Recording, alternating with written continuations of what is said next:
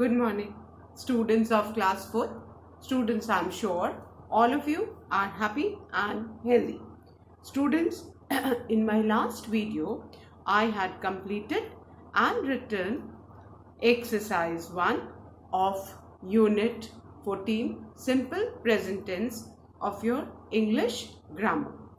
And I'm sure all of you must have completed exercise 1 in your book, children. Today I'll be continuing with the exercises of unit 14, simple present tense. So all of you, please take out your English grammar books and turn to page number 52. Children, please take out your English grammar book, turn to page number 52, unit 14, simple present tense. Now children, you know that there are three tenses. The first is the simple present tense, the second is the simple past tense, and the third is simple future tense. Now, you should know that present tense is further divided into four parts. Present tense is further divided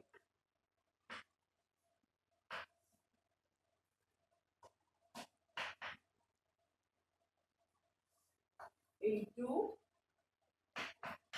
four parts. Present tense है. अब बेटा उसके भी चार tenses हैं.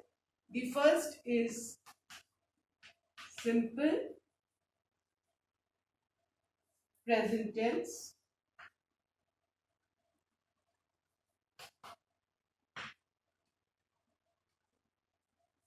Next is present continuous tense.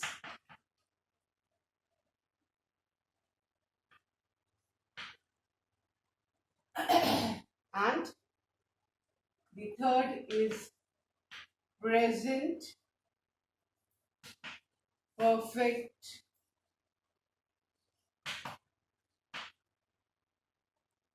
tense, and the fourth one is present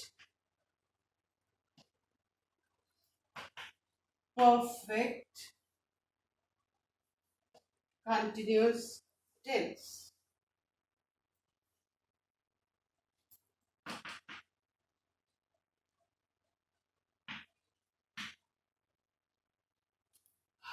simple present tense बेटा further four parts में divided है.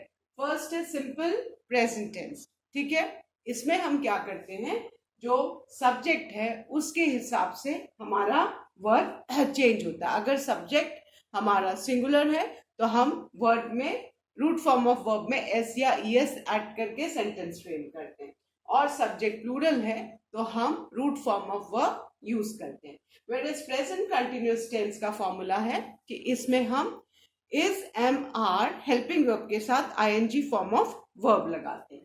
Where as present perfect tense में हम हैज और हैव यूज करते हैं, और प्रेजेंट परफेक्ट कंटिन्यूअस टेंस में हैज ऑब्लिक हैव के साथ in form of the verb use करते हैं. तो अभी आपको बेटा ये देखना है, हमें सिर्फ इनमें से अभी हम क्या पढ़ने जाएंगे. We are going to learn about simple present tense. हम किसके बारे में पढ़ेंगे बेटा, सिंपल प्रेजेंट टेंस के बारे में पढ़ेंगे. ठीक है, ये हम बाद में पढ़ेंगे, लेकिन अभी हमारा unit is simple present tense. Clear? So you should know the present tense is divided into four parts, and I have written the name of the four parts. But now what we are going to study is that is about simple present tense. Yeah? Okay. Now, first, when do we use simple present tense? It is used to show the facts or things that are generally true. हम simple present tense का use करते हैं बताने के लिए facts और things जो generally सच होते हैं. For example, the sun gives us light and heat. ये हमारा सेंटेंस है. The sun gives us light and heat. अब यहाँ देखो, ये एक ट्रुथ है ना. ये एक ट्रुथ है which no one can deny. सन से ही हमको लाइट और हीट मिलती है. अब यहाँ पे देखो, यहाँ पे सब्जेक्ट क्या है? सन है. ठीक है, सब्जेक्ट आपका सन है विच इज सिंगुलर. तो अब सिंपल प्रेजेंट टेंस का फॉर्मूला क्या है सब्जेक्ट वर्ब एग्रीमेंट का? कि अगर आपका सब्जेक्ट सिंगुलर है तो आपको रूट फॉर्म ऑफ वर्ब में एस लगाना. तो यहाँ पे गिव में हमने क्या लगाया है? एस. क्लियर? सो सब्जेक्ट के हिसाब से आप वर्ब का फॉर्म यूज करोगे. Then the second example is it rains heavily in Kerala. ये भी एक ट्रुथ है कि केरला में बहुत हेवी रेन्स होती हैं. और यहाँ पे सब्जेक्ट इट है ना. सब्जेक्ट इट है तो दैट मीन्स कि सिंगुलर प्रोनाउन है. तो हमने रूट फॉर्म ऑफ वर्ब में क्या लगाया है? रेन में S. So it rains heavily in Kerala. Then children, simple present tense अभी हमने फर्स्ट का पढ़ा. कब यूज किया जाता है? टू शो द फैक्ट्स और things that are generally true. अब दूसरा पॉइंट है, it is also use to show regular और रिपीटेड एक्शंस. जो एक्शंस बार बार रिपीट होते हैं या हमेशा हम करते हैं उनको भी हम सिंपल प्रेजेंट टेंस में एक्सप्रेस करते हैं. For example, I like raw banana chips. अब जब भी हमारा सब्जेक्ट आई होता है, ठीक है, तो आपको हमेशा root form of verb use करना है. This you need to keep in mind. जब भी हमारा सब्जेक्ट आई प्रोनाउन होता है हम root form of verb use करेंगे. क्लियर? तो I like raw banana chips. और ये चीज हमको पसंद है ना. हमेशा जब भी मिलेगी हम बहुत मन से खाएंगे. तो ये एक क्या है? दिस शोज रेगुलर और रिपीटेड एक्शन. तो ये हमने किस में एक्सप्रेस किया है? सिंपल प्रेजेंट टेंस में. Then the next example is my mother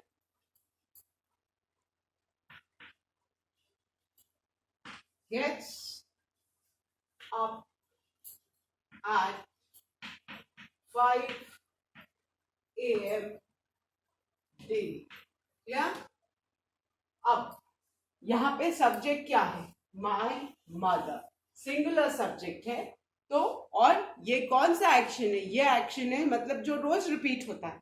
मेरी मदर रोज, दैट मीन्स इन जनरल रोज 5 AM पे उठती है ना. This sentence is that's a repeated action जो हमेशा होता है ना. हम अपनी हैबिट्स, रिपीटेड एक्शंस और वो एक्शंस जो रेगुलरली होता है उनको हम हमेशा सिंपल प्रेजेंट टेंस में एक्सप्रेस करते हैं. अब सब्जेक्ट माय मदर है तो as per the subject verb agreement root form of verb में हम एस लगाएंगे. तो क्या हो गया? My mother gets up at 5 AM daily. Then the next one is he feeds the pigeons. He feeds the pigeons regularly. Now, ये action जो regular होता है, हमेशा रिपीट होता है, ये हमने किस में एक्सप्रेस किया है? सिंपल प्रेजेंट टेंस में. सब्जेक्ट क्या है? ही. वर्ब क्या है? रूट फॉर्म फीड में हमने एस लगाया क्योंकि सिंगुलर सब्जेक्ट है. तो ये ध्यान रखना है कि रूट फॉर्म ऑफ वर्ब में हमको एस लगाना है. Clear? So the last example is we follow the traffic rules. अब जो काम हम हमेशा करते हैं, we follow the traffic rules. Subject क्या है? वी है। वी के साथ प्लूरल सब्जेक्ट है, तो हमने root form of verb use किया है, फॉलो। सो अभी आपको पता होना चाहिए कि जो सिंपल प्रेजेंट टेंस है ये हम कब यूज करते हैं? जब हम कोई भी रेगुलर एंड रिपीटेड एक्शंस या हमारी हैबिट्स हैं उनको हम सिंपल प्रेजेंट टेंस में एक्सप्रेस करते हैं। Then it is used to show the facts or things that are generally true। वो facts और things जो generally true है, like the sun rises in the east। ये sun हमेशा east में ही rise करता है, ये एक universal fact है। और इसको भी हम किस में express करेंगे? Simple present tense में। So clear? And you should know that we use the root form of verb। हम जब हमारा subject plural हो, है ना, I हो, we हो, you हो, they हो, तो हम root form of verb use करेंगे उनके संग। वेर एज जब हमारा सब्जेक्ट क्या हो? सिंगुलर सब्जेक्ट हो, है ना, सिंगुलर नाउन हो, ही हो, शी हो, है ना, तो हम उनके संग रूट फॉर्म ऑफ वर्ब में एस या ई एस ऐड करके यूज करेंगे। फाइन। अभी मैं आपको वो भी फॉर्मूला भी समझा देती हूँ, सो दैट किसी को कोई भी कंफ्यूजन ना हो। सिंपल प्रेजेंट टेंस का जो सब्जेक्ट वर्ब एग्रीमेंट है, what does it mean? It means that जब हमारा जो सब्जेक्ट है वो अगर प्लूरल नाउन हो, ठीक है, प्लूरल नाउन हो, आई हो, वी हो, यू हो, दे हो, ठीक है, तो हम इनके साथ क्या यूज करेंगे? Root form of verb, first form of verb हम यूज करेंगे। ये सब्जेक्ट वर्ब एग्रीमेंट है। दिस इज द फॉर्मूला जो आपको याद करना है कि अगर आपका सब्जेक्ट या तो प्लूरल नाउन हो, आई हो, वी हो, यू हो या दे हो, तो इनके साथ हम हमेशा root form of verb use करेंगे। वेयर एज अगर आपका सब्जेक्ट सिंगुलर नाउन हो, ठीक है, ही हो, शी हो या इट हो, ठीक है, ही, शी, इट हो, तो हम क्या यूज करेंगे? Root form of verb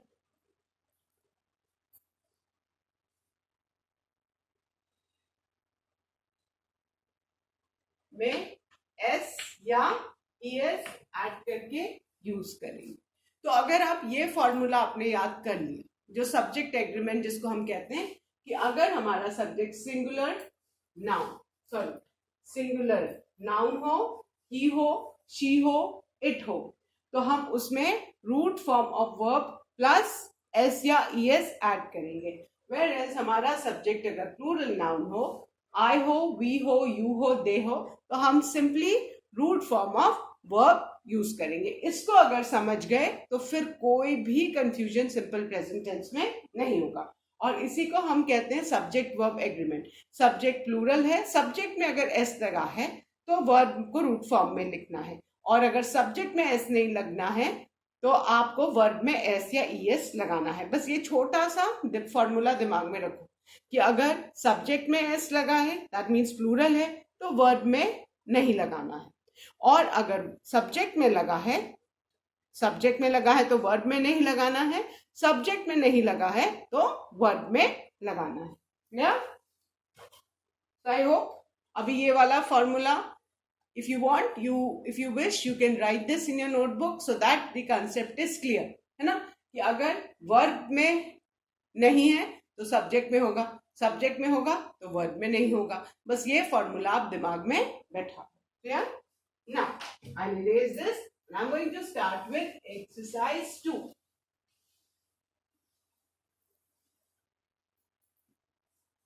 exercise 2 is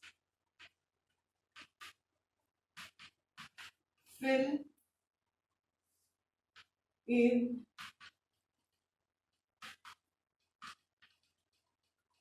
the blanks with right form of the verbs in simple present tense. हमें ब्लैंक में correct form of verb fill करना है. This is our exercise and for that we need to know the subject कि अगर subject singular है तो word में S C S लगेगा, अगर सब्जेक्ट प्लूरल है तो root form of verb use करेंगे. Clear? So the first exercise is she dash for a walk after dinner and the verb given in the bracket is go. Clear? अब ध्यान से समझो. Subject क्या है हमारा? she. she सिंगुलर प्रोनाउन है. ठीक है? दैट मीन्स कि यहाँ जो वर्ब है एज पर द रूल, अगर हमारा सब्जेक्ट सिंगुलर प्रोनाउन हो या सिंगुलर नाउन हो तो हमने वर्ब की स्पेलिंग के हिसाब से उसमें एस या ई एस ऐड करना. तो गो में हम क्या ऐड करते हैं? ई एस, तो हो जाता है गोस. तो हमारा सेंटेंस क्या हो जाएगा? She goes for a walk after dinner. This is already solve but I have to explain कि ये गोस क्यों आया है. सो आई होप ये क्लियर है कि सब्जेक्ट हमारा सिंगुलर प्रोनाउन है, इसलिए हमने वर्ब में एस या ई एस हमें जोड़ना है. एंड उसके लिए हमें ये पता होना चाहिए कि किस वर्ब में हमें एस ऐड करना है, किस वर्ब में हमको ई एस ऐड करना है. ये लर्न करने से जितना प्रैक्टिस करोगे बेटा, जितना रिवाइज करोगे उतना समझ में आएगा. अगर आप सोचो कि एक दिन में तो देयर आर मेनी वर्ब्स, अगर आप पता कर लोगे कि अरे ऐसे किस में एस ई एस आएगा, the more you will read, the more you'll understand and the correct word you'll use. Clear? Now the second one. Students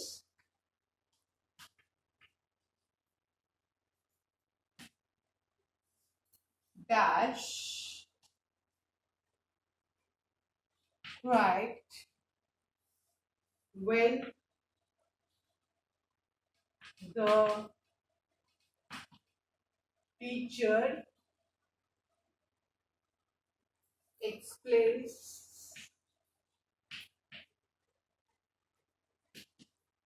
the